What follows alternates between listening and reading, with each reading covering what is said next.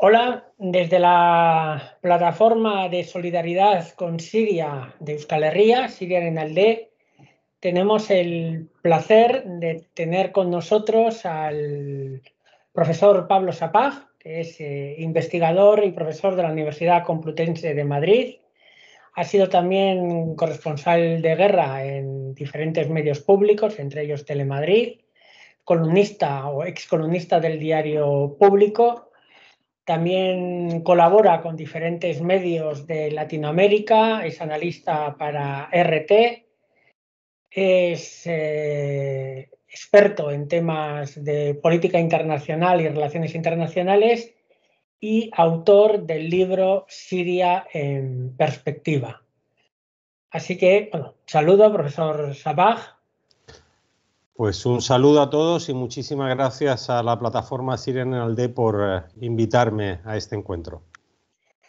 Vale, vamos a hacer una entrevista en la que queremos un poco centrarnos en la actualidad de Siria en este 2021, porque es verdad que Siria ha estado en los últimos 10 años en el centro del foco mediático por culpa de una guerra que ha sufrido, una guerra que se le ha impuesto desde el exterior con diferentes agentes internos, agentes regionales y agentes globales. La situación de la guerra igual en 2021 ya no está tan en el centro mediático, los frentes se han estabilizado, se ha recuperado gran parte del territorio que en un momento dado estuvo en manos de grupos opositores. Y ahora igual es el momento de hablar de otra guerra, de otro foco, ¿no? Desde otra perspectiva lo que está ocurriendo en Siria, ¿no? Entonces igual lo primero que tendríamos que hablar o de lo primero que tendríamos que recordarle a la gente es la situación económica, el tema de las sanciones, cuál es la situación general en estos momentos a ese nivel en Siria. Sin duda, hoy el gran tema en Siria es económico, ¿no? En Siria, como bien decías, Pablo, se han estabilizado ya los distintos focos militares. Quedan dos pequeños focos residuales, uno en el 40% del norte de la pequeña provincia de Idlib, en el noroeste de Siria, y algunos, digamos, conatos al este del río Éufrates, ¿no? Pero son zonas que no tienen ninguna capacidad de volver, digamos, a extender el conflicto al resto del territorio sirio, que ya prácticamente al 90% está bajo control pleno del Estado sirio y de las instituciones del Estado. Baste un dato para entender cómo la situación militar ha remitido y ya no es lo más relevante en Siria. Pensemos que el año 2020 en Siria se produjeron un total de 6.000 víctimas por actos, digamos, de violencia relacionados de alguna manera u otra con el conflicto. Esto representa la cifra más baja en 10 años. Si la comparamos con 2011, que fue el primer año de la crisis, pues el 2011, a partir de marzo, no de enero a diciembre, sino que a partir de marzo a diciembre, pues hubo 11.000 víctimas. Y en los años más crudos del conflicto en Siria, 2013, 14, 15 y 16, la cifra rondaba entre 70 y 76.000 muertos al año. Insisto, 2020, 6.000. Es dramático, obviamente, para las personas que han perdido la vida y para sus familias, pero es un indicador de cómo claramente ha remitido la situación, ¿no? Desde el punto de vista militar. Y desde luego el año 2021 la cifra será mucho más baja. Sin embargo, hoy, digamos, si nos atenemos a otras cifras, el 80% de la población siria está bajo el umbral de la pobreza o justo en el límite, ¿no? Lo cual nos está indicando un deterioro muy grande de la situación en un país que tenía unos índices de calidad de vida bastante aceptables, medidos, por ejemplo, a partir del índice Gini, que marca la desigualdad de la distribución del ingreso, que es uno de los parámetros que se ha deteriorado, o si nos remitimos, por ejemplo, al sueldo medio. En el año 2010, antes de que empezara la crisis, el sueldo medio en Siria pues era de unos 400 euros y hoy el sueldo medio está entre 25 y 30 euros mensuales. lo cual nos está indicando un gravísimo deterioro de la situación económica con una devaluación de la moneda, un proceso inflacionario constante porque hay un desajuste entre oferta y demanda. También tiene que ver con otro tipo de razones que podemos comentar, por ejemplo, el acaparamiento que hacen algunos, digamos, comerciantes o distribuidores poco escrupulosos, la corrupción de algunos actores, tanto del sector público como del sector privado, y, digamos, la escasez de algunos productos, sobre todo productos de importación, porque Siria está sometida a unas medidas coercitivas impuestas por Estados Unidos y por la Unión Europea que le dificultan muchísimo poder, digamos, acceder a ciertos productos en el mercado internacional. Por lo tanto, hoy, qué duda cabe, la situación que más complica la vida del pueblo sirio no es la militar, que está resuelta, sino que es la situación económica. Hombre, la verdad es que los datos son estremecedores, 80% por debajo del umbral de la pobreza. Y luego a esto habría que añadirle que se acerca el invierno. Tengo entendido que el invierno del año pasado fue duro porque una parte de Siria que todavía no está controlada por el gobierno sería la que está al este del Éufrates, donde hay importantes pozos de petróleo, también creo que están pozos de gas, que ayudan a toda la parte, bueno, a todo lo que tiene que ver pues, con el combustible, el sector energético y calentar los hogares, porque la gente igual se piensa que aquello es el Caribe y Siria en invierno tiene un clima pues, parecido, ¿no?, al que podamos tener en ciertas partes de España, ¿no? Yo quisiera saber, que la gente también sepa, vale, hemos hablado un poco en general, esto a las familias en su día a día, lo que has comentado de las sanciones y lo que he comentado un poco ahora del tema de que no puedan acceder a los pozos petrolíferos para calentarse en invierno, ¿cómo se espera este próximo invierno y cómo puede ser el día a día de las familias? Por aterrizar un poco más abajo. Pues el día a día de las familias es muy duro, ¿no? Como resultado de la tormenta perfecta que se ha dado por la combinación de esas sanciones económicas, medidas coercitivas al margen, digamos, del derecho internacional por parte de Estados Unidos y de la Unión Europea, sería un factor. El segundo factor es la debacle económica y financiera que vive el vecino Líbano desde octubre de 2019, y Líbano era una especie de pulmón económico para Siria, sobre todo en términos financieros.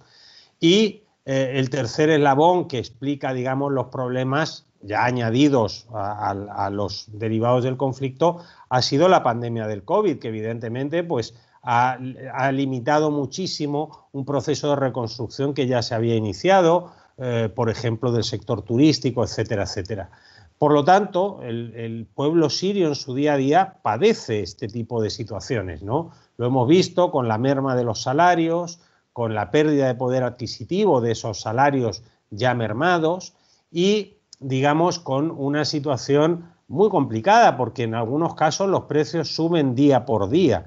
Eso obliga a los sirios a tener que hacer un esfuerzo adicional por buscar mejores precios, ¿no? Invertir muchísimas horas del día en recorrer, digamos, distintos proveedores donde puedan abastecerse o incluso hacer compras colectivas, por ejemplo, en barrios, en pueblos, etcétera, para intentar reducir la factura de productos de primera necesidad, alimenticios, etcétera, ¿no? Eso sin duda es un enorme problema para la población.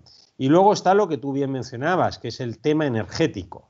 Para situarlo un poco, claro, Siria era un país que antes de 2011 producía suficiente petróleo y gas para abastecer con creces sus necesidades y exportar algo, ¿no? Siria nunca ha sido un gran exportador de petróleo, pero sí exportaba algo de petróleo y de gas de lo que le sobraba después de poder abastecer todas sus necesidades, tanto las familiares como las industriales, las de transporte, etcétera. Hoy en día, como bien señalabas, hay una serie de pozos de petróleo que están el este de Siria, el noreste de Siria, y algunos yacimientos de gas también, que escapan al control del Estado sirio, que están ocupados por fuerzas que apoyan las fuerzas de ocupación estadounidenses, y hoy Siria solamente puede, digamos, satisfacer el 20-25% de su demanda con sus propios recursos de petróleo y de gas, que son los pozos y los yacimientos que han quedado fuera de esa zona donde están operando o donde opera esta milicia apoyada por los Estados Unidos. Eso representa un enorme problema, tanto desde el punto de vista de los desplazamientos, por ejemplo, para el transporte privado, el transporte público, etcétera. Representa un problema para la industria en un momento en el que Siria, precisamente por esas medidas coercitivas, lo que quiere es sustituir importaciones por producción propia y necesita relanzar su industria, ¿no? Y dificulta pues, el día a día de la población. En Siria hay un racionamiento de electricidad porque Siria, la matriz energética eléctrica que tenía eran más o menos un tercio de las plantas de generación eléctrica funcionan por energía hidroeléctrica, ¿no? La presa de Tishrin, por ejemplo, en el norte de Siria, etcétera, pero las otras son centrales de ciclo combinado que funcionaban o bien con gas o bien con carbón. Y en ese caso, pues si hay una merma de gas o una merma de petróleo para hacer funcionar las turbinas que generan la electricidad, pues evidentemente Siria está produciendo mucha menos electricidad de la que necesita. En torno al 30%, 35% es lo que está cubriendo con la producción. ¿Eso en qué se traduce? En que en Siria hay racionamientos, ¿no? Se da la luz por periodos de 4 horas, se va rotando por barrios en las ciudades, salvo la noche en que sí hay, digamos, luz eléctrica en la mayoría de los hogares porque es cuando las industrias no están funcionando, ¿no? Durante el día se privilegia de alguna manera la industria. Esto genera muchísimos problemas y como bien señalabas, nos acercamos ya a la temporada invernal, el invierno pasado fue muy duro porque en Siria la mayoría de las calefacciones funcionan con lo que allí se llama el masut. El masut es como el diésel, ¿no? Que es un derivado del petróleo y por tanto también escasea y también está racionado, está subvencionado por el Estado, igual que la gasolina. Hay un cupo de unas decenas de litros al mes que el Estado financia con un precio protegido, pero esa cantidad se ha ido reduciendo claramente y lo mismo ocurre con este diésel o masut. Y no se puede sustituir la calefacción que funciona con ese combustible por energía eléctrica, por lo que ya he dicho. Entonces, hay serios problemas y tú lo indicabas perfectamente.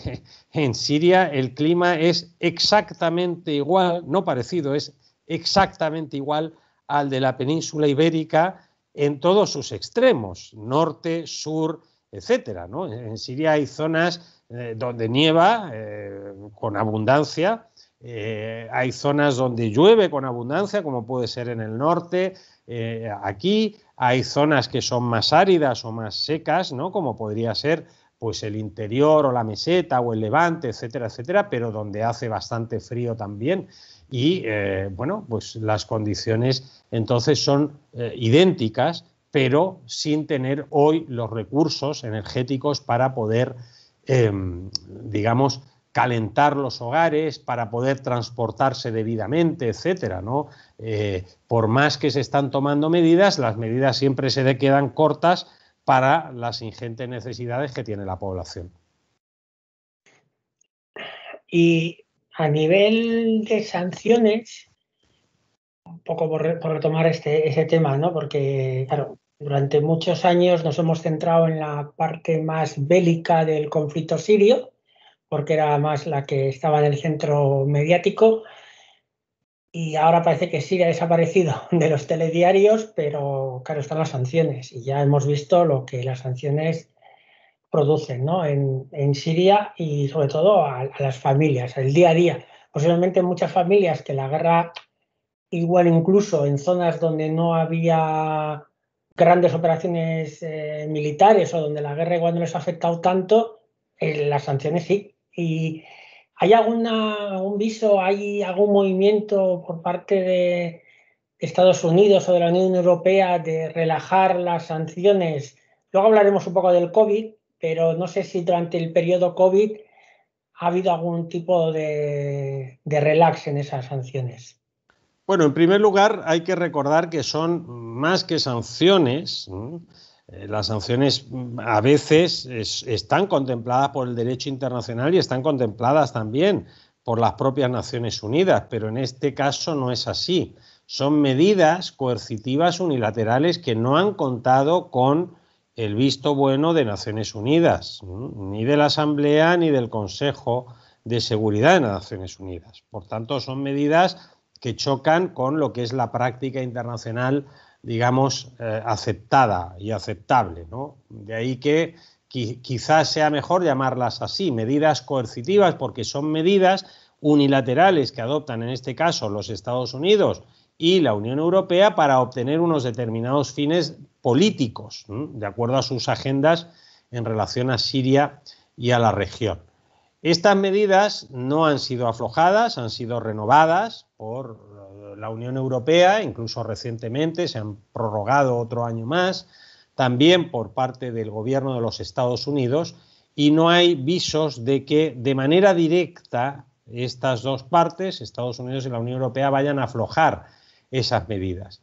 Lo que sí se está viendo por parte de Estados Unidos es que, porque son medidas complejas que no solo afectan a Siria, sino que afectan también a otros actores, ¿no? Se parecen en ese sentido a la famosa ley Helms-Burton que se aprobó en su momento en Estados Unidos para también presionar a Cuba. En ese caso no solamente se afectaba, digamos, a industrias o empresas cubanas, etcétera, sino que también a empresas de terceros que pudieran comerciar o pudieran actuar. Aquí pasa lo mismo.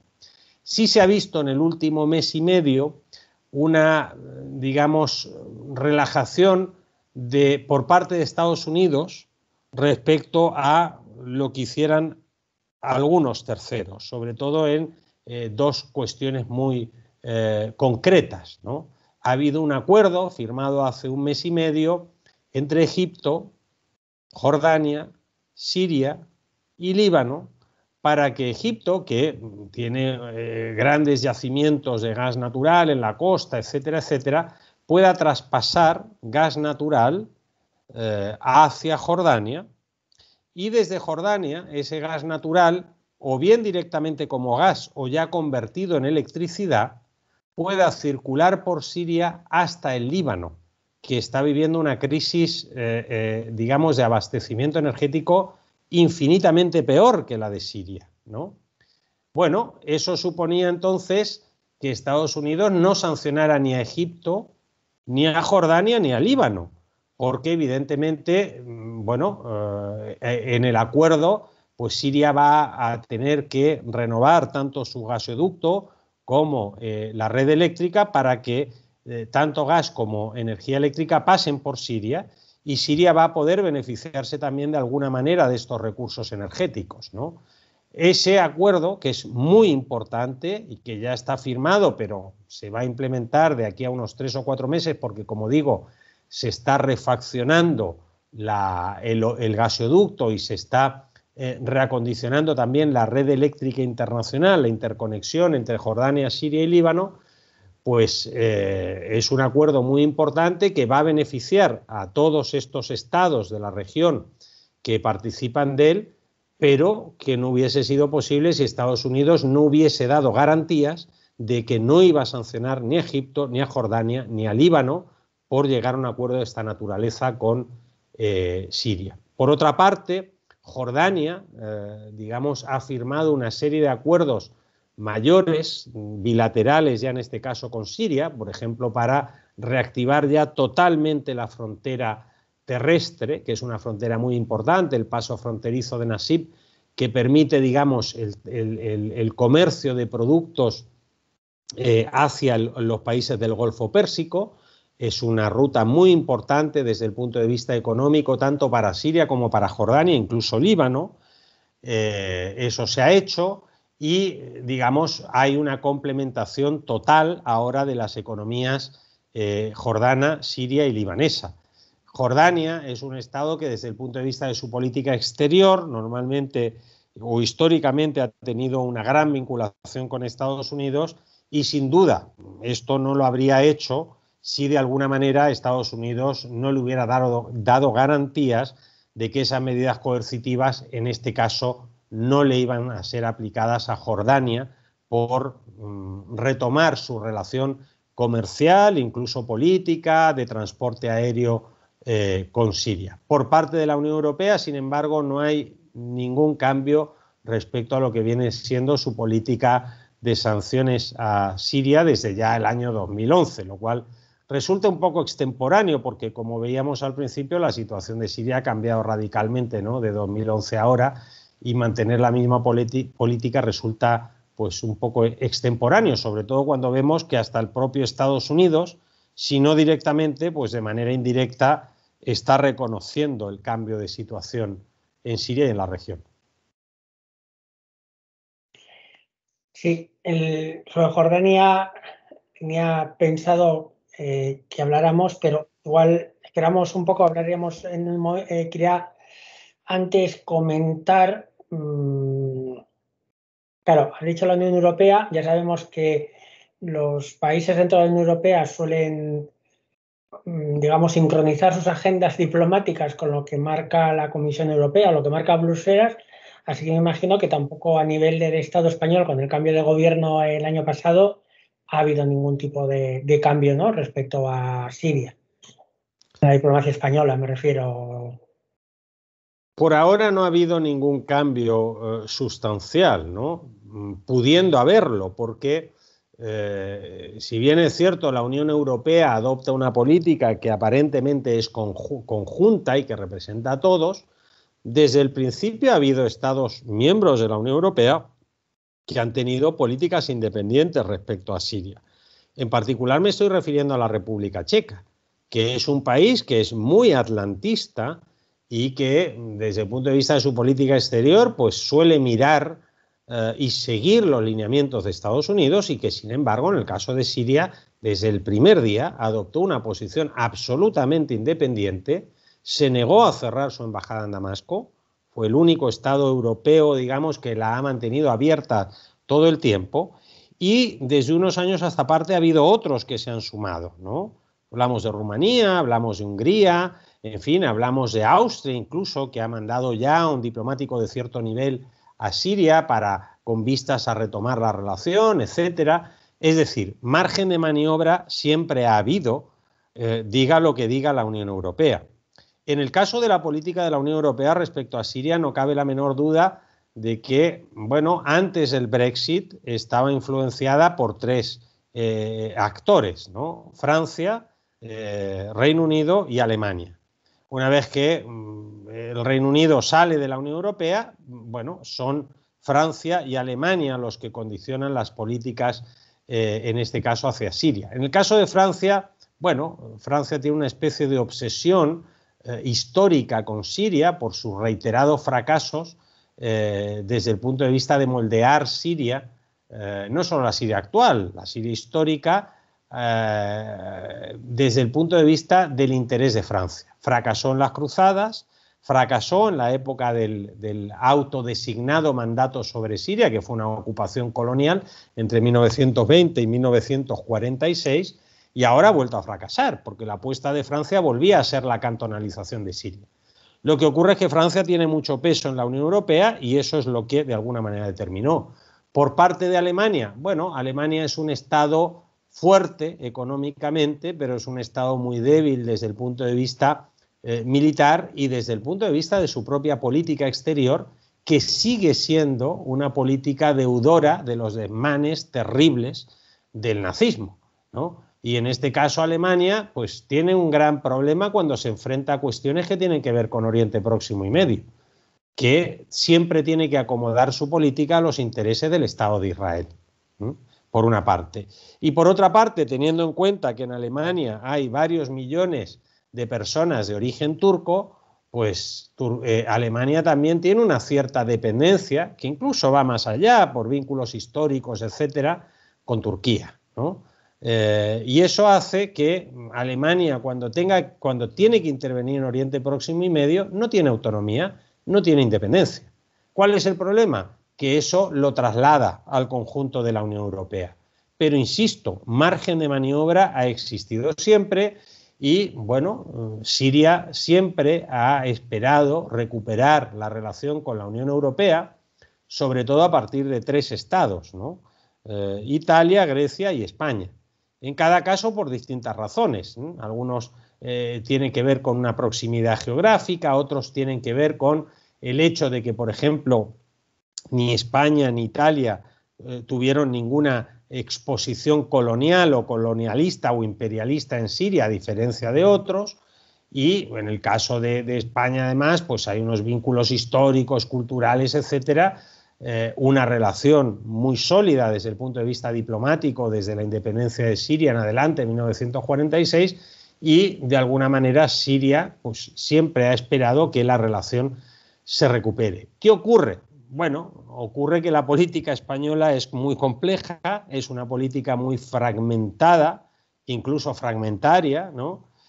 Y eso hace que, digamos, desde un punto de vista político hay mucho más interés en la política interna de España, o se hace más esfuerzo en la política interna de España, porque hablamos de gobiernos, digamos, que no tienen una mayoría absoluta, que tienen que depender de una serie de pactos que se tienen que renovar constantemente y que no son solamente pactos políticos, sino que también son pactos territoriales, que es muy complicado, y eso hace que de alguna manera España, como Estado y actor internacional, haya perdido visibilidad internacional. No solamente en Oriente Próximo y Medio, sino que a nivel internacional no tiene, digamos, el peso que pudo tener, por ejemplo, en la década de 1990, ¿no? Y eso sí, pues evidentemente lo resiente. Ahora, que Siria siempre tiene confianza en que, bueno, España en algún momento pueda reconducir la situación, sin duda, ¿no? Por los elementos que decía anteriormente. Tampoco España, siguiendo las directivas de la Unión Europea en esta cuestión, tampoco ha sido tan beligerante. Ha habido estados que directamente han expulsado a todos los diplomáticos sirios y han cerrado la embajada, no solamente aduciendo razones de seguridad u operativas, que eran eufemismos, sino que directamente diciendo que rompían de alguna manera relaciones. No ha sido el caso de España. Siria ha podido tener abierta su embajada en Madrid y, bueno, pues de alguna manera eso refleja que el pasado, ¿no? El pasado, tanto a nivel de relación bilateral como el pasado histórico, pues sigue teniendo su peso, a pesar de que la relación no sea todo lo amplia que podría ser en estas condiciones. También es posible, ¿no?, que España tenga siempre la mirada más puesta en América Latina y se olvide un poco ahora de Oriente Medio a nivel diplomático. Vamos a volver al tema de los vecinos de Siria. Claro, yo me imagino que también con el cambio de situación, la parte más bélica queda un poco estabilizada, comienza una nueva época, no se sabe dónde va a terminar, ¿no? Igual. Hemos hablado que Jordania ya ha cambiado un poco también la manera de relacionarse con Siria. El resto de vecinos, bueno, Israel ya sabemos que además con el tema de los Altos del Golán ha dado un paso más allá. Turquía, pues imagino que no cambiará mucho, ¿no? O sea, no sé cuál será un poco la relación que tiene ahora Israel un poco con sus vecinos. Bueno, Perdón, Siria quería decir, con sus vecinos. El caso de Jordania es muy importante porque Jordania, por una parte, tiene esa suerte de dependencia de los Estados Unidos, ¿no?, a la hora de configurar su política regional, ¿no?, pero por otra parte es un actor que por posición geográfica, pero también por cierta autoridad, digamos, podríamos decir moral, ¿no?, de la corona jordana, tiene una proyección hacia el Golfo Pérsico, y eso es muy importante, sobre todo cuando hablamos de la reconstrucción de Siria, que va a costar entre 400.000 y 500.000 millones de euros. Estamos hablando de entre 8 y 10 veces el Producto Interior Bruto de Siria actual. Ya se sabe que los occidentales no van a indemnizar a Siria después de lo que han hecho allí, es decir, no van a financiar la reconstrucción, y, digamos, el grueso de la reconstrucción, de alguna manera, pues vendrá por parte de los aliados de Siria, hablamos de Rusia, de China, de Irán, etcétera, pero que también tienen limitaciones financieras, y de las potencias del Golfo que, bueno, han estado en su momento distanciadas de Siria, ¿no? Ya hubo el año 2018 una, digamos, reconciliación de alguna manera con Emiratos Árabes Unidos, que tiene un interés muy fuerte para que Siria vuelva a la Liga Árabe, etcétera, y se espera que en los próximos meses se pueda producir esa aproximación también con Arabia Saudí, que es el actor clave en el Golfo Pérsico. Por eso digo que lo de Jordania no hay que mirarlo solo como una cuestión meramente bilateral, hay que ver la proyección que eso tiene hacia el Golfo Pérsico y cómo empieza a marcar ya una pauta regional. También hay que entender, por ejemplo, que Egipto, que nunca ha tenido una posición extremadamente hostil, ¿no? Pero Egipto ya se ha reconciliado plenamente con Siria en todos los capítulos, ¿no?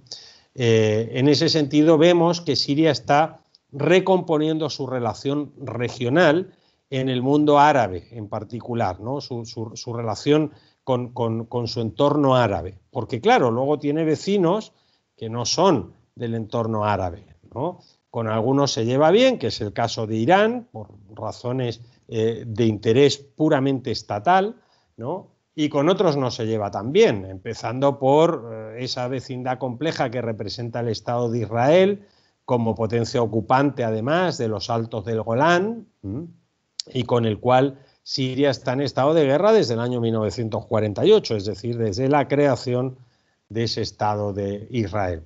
Y con Turquía, bueno, la relación, digamos, ha sido muy mala desde el 2011 en adelante, sigue siendo tensa, pero hay puntos de convergencia. Porque a medida que se han ido liquidando los frentes en Siria, y al principio de la entrevista lo decíamos, pues queda una parte, el 40% de la muy pequeña provincia de Idlib en el noroeste, y luego ciertos focos, nunca una continuidad total, en el noreste de Siria, ¿no? Al Éufrates, donde opera la llamada Fuerza Democrática Siria, que es una milicia de kurdos, pero no de kurdos de origen sirio, sino que de kurdos de origen no sirio, apoyados por Estados Unidos y enfrentados a Turquía. Entonces, la clave aquí es que esos dos frentes, digamos, la resolución de los dos depende uno del otro.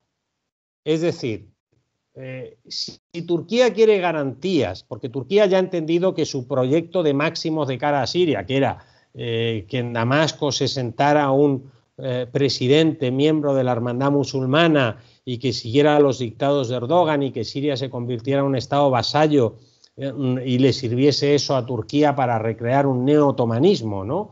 Pues eso ya está claro que no. O sea, no hay ninguna posibilidad de que eso ocurra. Ya eso se reconoce en Estados Unidos, se reconoce en Ankara y en todos sitios.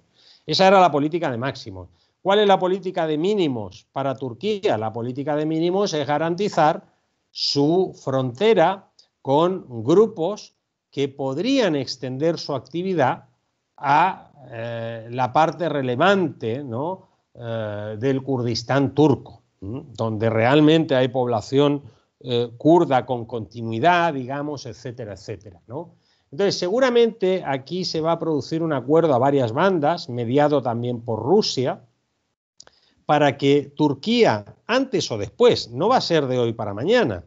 Pensemos, por ejemplo, cómo en la zona sur de Siria, en la provincia de Dera en el sur, fronteriza con Jordania, se llegó a un acuerdo de pacificación en 2018. Pero los grupos armados que allí operaban no han entregado sus armas hasta este mes. Es decir, para que se recuperara la relación económica con Jordania, una de las condiciones que ponía Jordania era Hombre, queremos estabilidad en esa frontera, no queremos que haya grupos armados y que cuando pasen los camiones y tal. Bueno, ahí hubo una acción de mediación interna en Siria con apoyo ruso, incluso alguna operación armada, y finalmente ya en el sur de Siria no hay no ya grupo armado, no hay milicianos armados, ¿no? Entonces, vemos que esto tarda, del 2018 aquí han pasado 3 años. Seguramente en Idlib va a pasar lo mismo, porque lo dije antes, en Idlib, que opera la filial de Al-Qaeda en Siria, hoy llamada Hayat Tahrir al-Sham, y en realidad cuyo nombre original era Jabhat al-Nusra, ¿no? Bueno, no tiene ya ninguna posibilidad de extender ese control que ejerce sobre el 40% de la provincia de Idlib al resto de Siria. Y, digamos, si está sobreviviendo es porque Turquía mantiene abierta la frontera, el paso de Bab al-Hawa con ellos. No tienen otra salida, están rodeados y no tienen, digamos, capacidad de extender eso porque en Siria ya no hay más focos. Nadie va a levantar la bandera de Hayat Tahrir al-Sham, Jabhat al-Nusra, Al-Qaeda en el resto de Siria. Eso ya pasó a la historia. Entonces, seguramente aquí se va a llegar a un acuerdo y se les va a decir a los turcos, ustedes ciérrenle el grifo a esta gente, se negociará algún acuerdo con ellos, ¿no? De desmovilización, en fin, de reinserción a la vida política siria, en fin, pues con procesos que ya se han dado en otras partes del territorio, a cambio de que el Estado sirio, con apoyo de Rusia, le garantice la seguridad a Turquía en esa frontera, ¿no?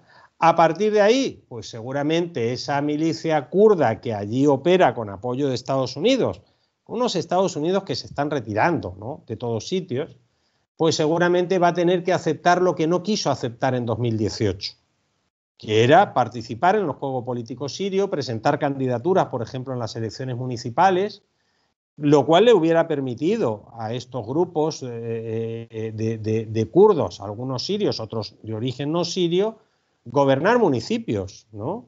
Pero en el marco del Estado sirio.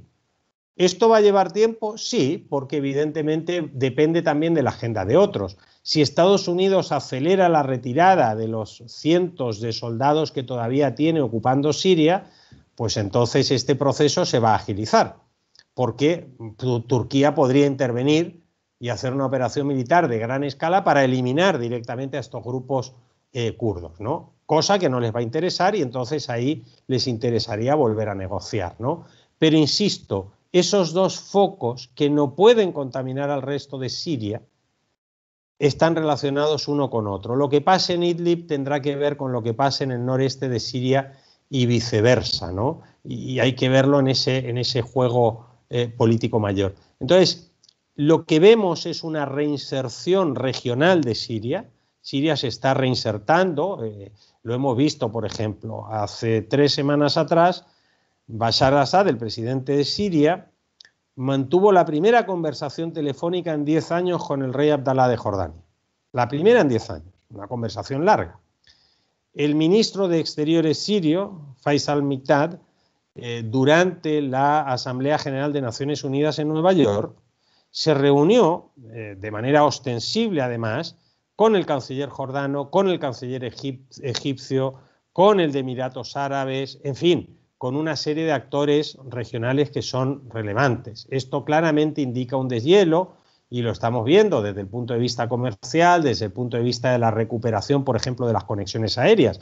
Siria ya está conectada con Emiratos Árabes Unidos, con varias frecuencias semanales por las 2 compañías aéreas sirias, también lo está con Kuwait, en fin, lo va a estar con Jordania nuevamente, a través de la línea aérea jordana Royal Jordanian, en fin, vemos que hay una reinserción diplomática, una reinserción logística, una reinserción comercial y también del transporte, ¿no? Luego, claro, los otros focos, pues el tema de Israel no es fácil que se vaya a resolver.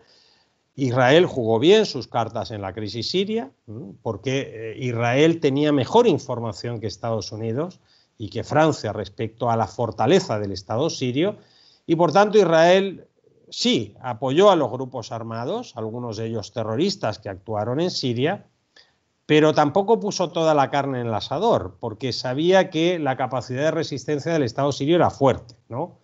El interés de Israel, bueno, por una parte hubiese sido la fragmentación, pero no una fragmentación desordenada, porque Siria, digamos, le ha garantizado una frontera que está en guerra, pero que es una frontera estable, porque hay códigos, ¿no? de cómo se mantiene la estabilidad en la zona militarizada del Golán, etcétera, etcétera. Entonces, la agenda de Israel no ha respondido 100% a los intereses de Francia o Estados Unidos, que era trocemos Siria, creemos aquí 5 Sirias pequeñitas que dependan de nosotros, como el Líbano, etcétera, etcétera.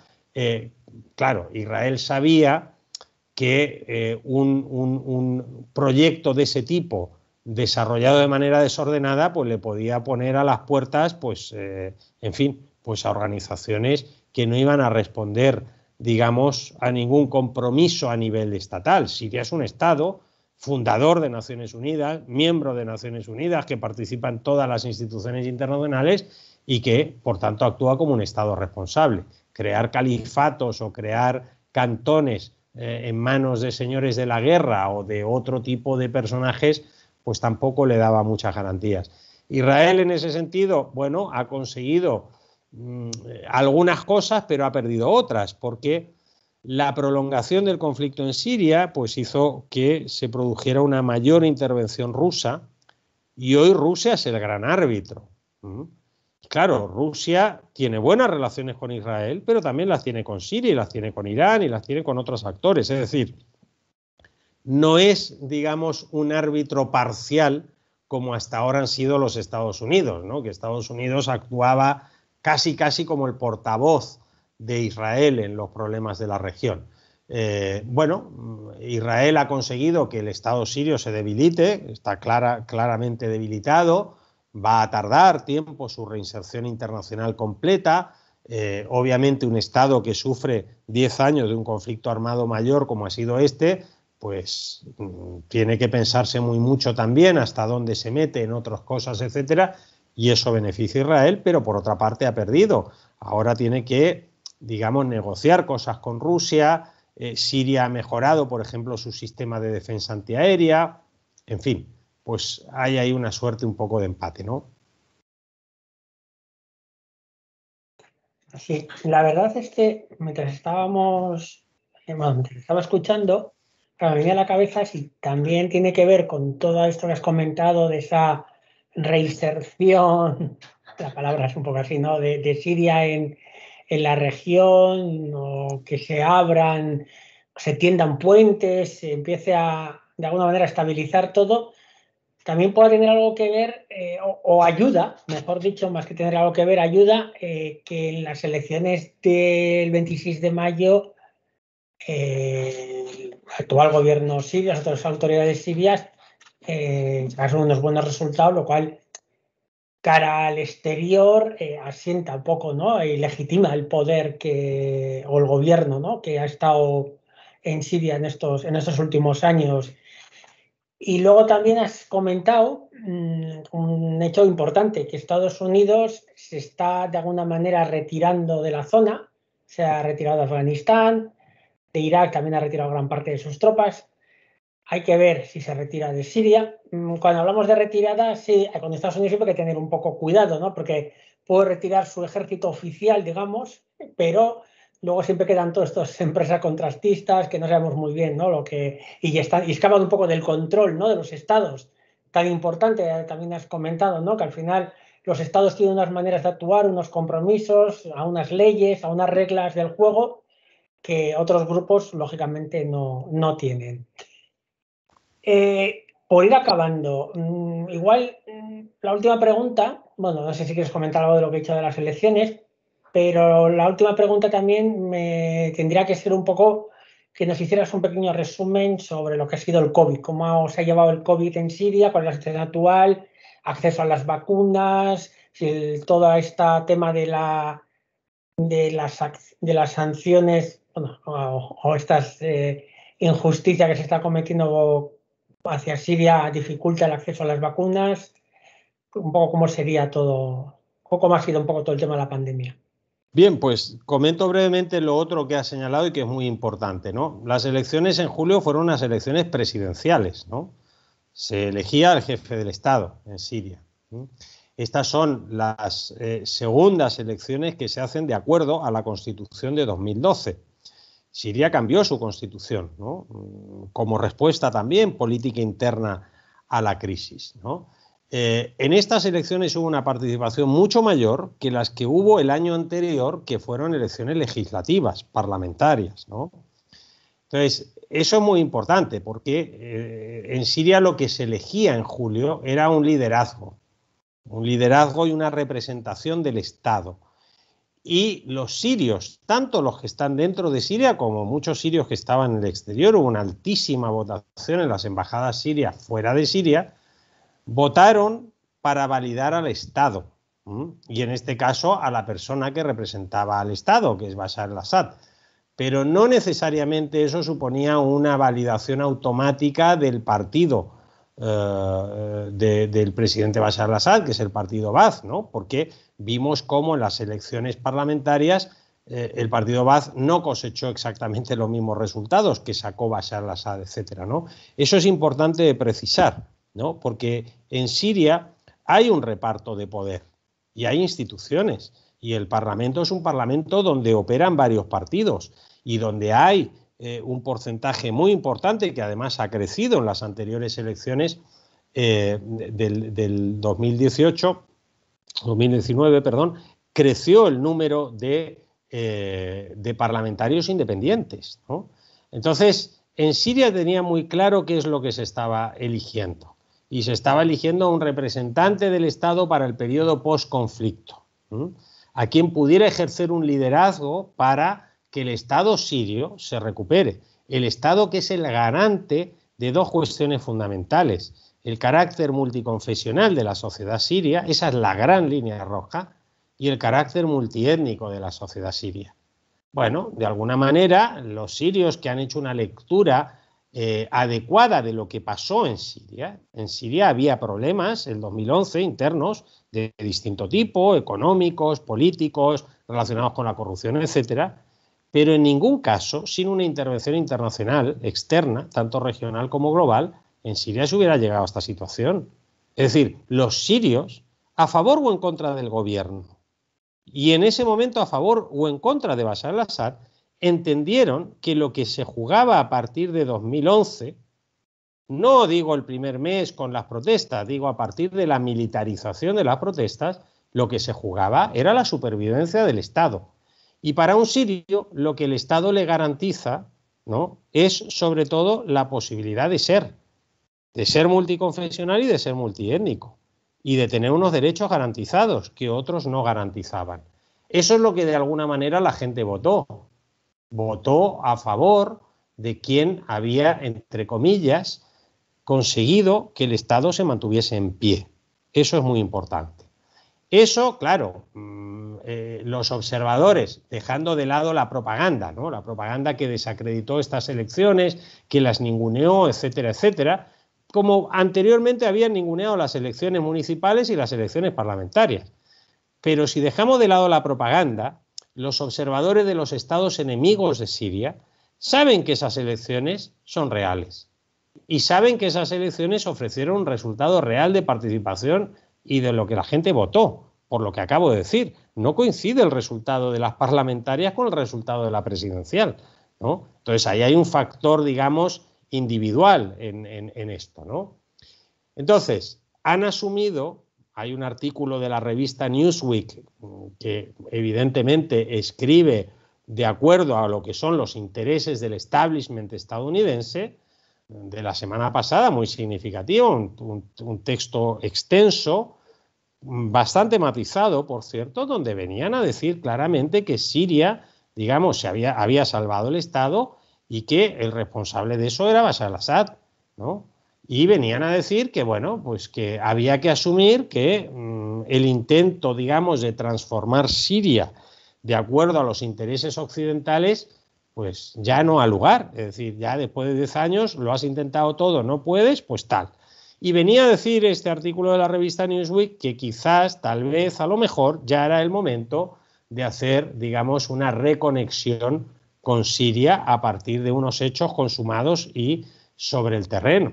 El Estado sirio se ha mantenido en pie, el Estado sirio controla el territorio, las instituciones en Siria funcionan y a pesar de las medidas coercitivas, etcétera, pues bueno, la gente más o menos mantiene su apoyo al Estado. Y claro, esto ha coincidido, como bien decías, con la debacle estadounidense y occidental en general, porque aquí no se le puede responsabilizar solo a Estados Unidos del desastre en Afganistán, ¿no? Es un desastre compartido entre Estados Unidos y sus aliados europeos y sus aliados de la OTAN. ¿Por qué Afganistán tiene algo que ver con Siria? Porque Afganistán suponía configurar aquello que llamaban el Gran Oriente Medio, ¿no? O el Gran Oriente Próximo, que era la gran apuesta estratégica de Estados Unidos. Eso claramente ha fracasado. Estados Unidos se ha dado cuenta que ese tipo de operaciones no cuentan con el apoyo popular en Estados Unidos y que hoy en día Estados Unidos se tiene que centrar en lo que es su prioridad, y su prioridad es su competencia con China. Su competencia comercial, su competencia militar, su competencia a nivel de influencia internacional, etcétera, etcétera, ¿no? Y eso hace entonces que, si se me permite la expresión, Estados Unidos empiece a soltar lastre en otros lugares, ¿no? Y en este caso, pues en Oriente Próximo, Oriente Medio y en la propia Siria. Respecto al COVID, bueno, en Siria, digamos, al principio de la pandemia, febrero, marzo del año 2020, se adoptaron medidas muy estrictas, ¿no? Muy duras, porque prácticamente el 35, el 40% de la infraestructura sanitaria en Siria está destruida. Grandes hospitales, centros de salud a nivel rural, en barrios, etcétera, más la dificultad de proveerse, digamos, de aparatos, de medicamentos, etcétera, por las medidas coercitivas. Se tomaron medidas muy estrictas, con confinamientos, con toques de queda que en algunos casos llegaban a ser de 18 horas los fines de semana, para que la gente no saliera, con prohibición de viajes entre provincias, etcétera. Bueno, a medida que fue pasando el tiempo y la situación económica empeoró por la crisis del Líbano, pues Siria tuvo que optar de alguna manera por suavizar este tipo de medidas. Y hoy estamos en el peor momento de la pandemia en Siria, ¿no? En Siria hay dificultades para llevar un conteo, digamos, preciso, porque no hay capacidad para hacer todas las PCRs y otro tipo de pruebas de antígenos, etcétera, como se desearía, porque no hay los recursos, pero, digamos, este último mes ha aumentado muchísimo el nivel de contagio y el nivel de muertes, ¿no? En términos cuantitativos oficiales, se habla de unos 40.000 afectados, ¿no? Con PCR hecha y totalmente demostrado, y la cifra de víctimas se está acercando ya a los 3.000 dentro de esos 40.000, ¿no? Hoy estamos teniendo cifras de contagio pues que van entre los 350 y los 400 diarios y muertos entre 15 y 25 diarios, ¿no? Muy por encima pues, de cifras anteriores de 100 contagiados diarios con PCR y 10, 9, 8 muertos, ¿no? Entonces, de hecho, las autoridades sanitarias antes de ayer, estos días, han hecho llamamientos muy estrictos a la población, quejándose de que la población tampoco está haciendo su parte del todo, no se están cumpliendo las medidas de distanciamiento, de utilización de mascarilla. Y una cuestión importante, Siria llegó a un acuerdo con el programa COVAX de la Organización Mundial de la Salud para tener de aquí a enero más o menos al 20% de la población vacunada. Y las vacunas están llegando a través de este sistema COVAX de solidaridad entre Estados miembros de Naciones Unidas, pero también la solidaridad de las vacunas que ha mandado Rusia, que ha mandado China, Cuba con su nueva vacuna, etcétera. Pero las autoridades sirias han detectado que hay un rechazo de una parte de la población a vacunarse, ¿no? Es decir, ya terminó la etapa de vacunación de todo el personal sanitario y, por ejemplo, se ha demostrado que con esa vacunación ya no ha habido más muertes de personal sanitario desde que se han vacunado. Y, por tanto, ahora ya se está empezando a vacunar a población, digamos, normal, en función de su edad, de sus patologías, pero se ha detectado en determinadas zonas por cuestiones que, bueno, tienen que ver con elementos culturales, tienen que ver con el cansancio después de toda esta situación, ¿no? Claro, cuando tú has estado 10 años aterrorizado porque te cayera un proyectil de mortero o te ametrallaran al salir de tu casa o estallase un coche bomba, tal, pues hombre, claro, quien no se infecta pues no termina de ver el peligro, ¿no? Y quizás hay una cierta desidia. E insisto, las autoridades sirias esta semana se han puesto muy serias con eso porque quieren cumplir con ese 20%. Hoy en Siria solo el 4% de la población está vacunada.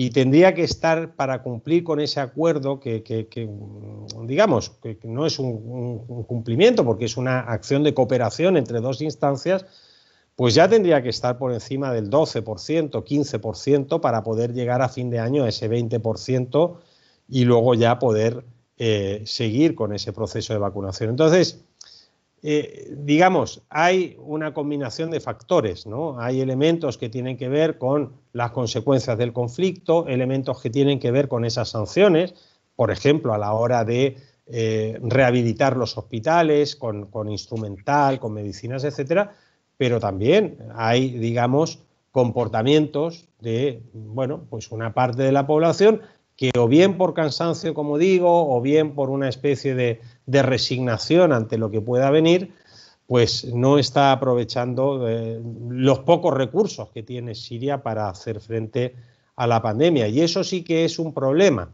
porque hemos visto a lo largo de esta conversación cómo, por ejemplo, se ha recuperado la relación económica con Jordania y a partir de ahí seguramente con los países del Golfo. Pues esto quiere ser un impulso para la reconstrucción, ¿no? Entonces, claro, si el COVID se dispara y eso te obliga a efectuar cierres, ¿no? O cuarentenas o cerrar fronteras, etcétera, pues evidentemente tendrá un impacto económico, ¿no? Entonces, en un país como Siria, saliendo de lo que está saliendo, claro, los elementos a combinar no son solamente salud y economía, que ya son muchos, ¿no? Por ejemplo, donde nosotros vivimos, pero aquí también tienes que combinar el efecto psicológico, ¿no? Es decir, la población psicológicamente ha estado muy castigada y tampoco, bueno, pues yo creo que se hacen esfuerzos de persuasión más que de una imposición total de medidas por el cansancio prepandémico, que en este caso el cansancio prepandémico es el cansancio por el conflicto. Yo creo que todos esos elementos explican este repunte al alza de estas últimas semanas. Bien, bueno, esperemos que poco a poco la sociedad siria abandone, vaya olvidando el trauma de la guerra y pueda centrarse en salir adelante del día a día, que le ayude también a tomar conciencia de la importancia de la vacunación a la hora de enfrentar la pandemia y que la situación se vaya estabilizando. Pues por nuestra parte yo creo que pondríamos el punto final aquí. Es una entrevista magnífica, porque nos ha acercado a la realidad del momento, a un magnífico análisis también geopolítico de la zona.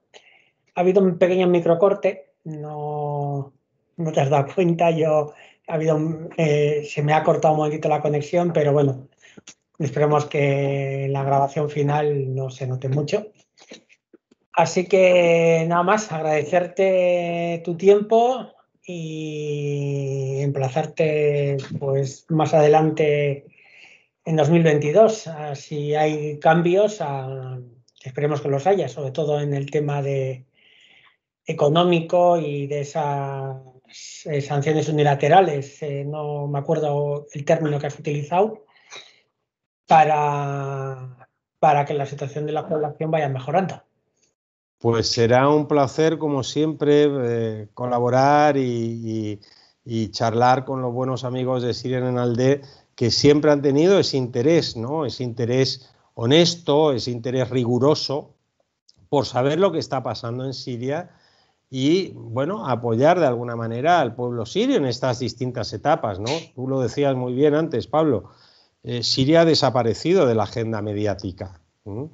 Ha desaparecido porque parece que lo único que interesaba en su momento pues era la cuestión militar, pero los medios convencionales no han hecho ningún esfuerzo por acompañar el proceso político en Siria, que se está dando a todos los niveles, ¿no? El proceso de cooperación total de Siria con las organizaciones internacionales. Por ejemplo, hoy mismo, el antiguo embajador de la República Árabe Siria en España, el embajador Milad Atie, presentó sus cartas credenciales en La Haya a la Organización para la Prohibición de las Armas Químicas, ¿no?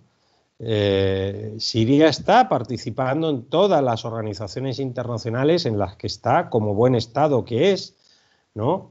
Y eso es muy importante, eso es muy relevante para, digamos, estabilizar Siria. Y sin embargo, parece que a nadie le importa, ¿no?, desde el punto de vista mediático, ni el proceso político interno de Siria, ni las variables que eso tiene, ni cuestiones como las consecuencias económicas y sanitarias del conflicto que se le impuso a Siria, porque se le impuso, ¿no? Entonces, bueno, plataformas como Syrian All Day, que siempre se han preocupado por estar al día, por ir un poco más allá del titular, bueno, digamos, creo que los sirios evidentemente lo agradecerán, ¿no? Agradecerán que desde el mundo exterior pues haya un interés permanente en el tiempo. Así que yo, por mi parte, me sumo también a ese agradecimiento y a las felicitaciones por vuestro trabajo.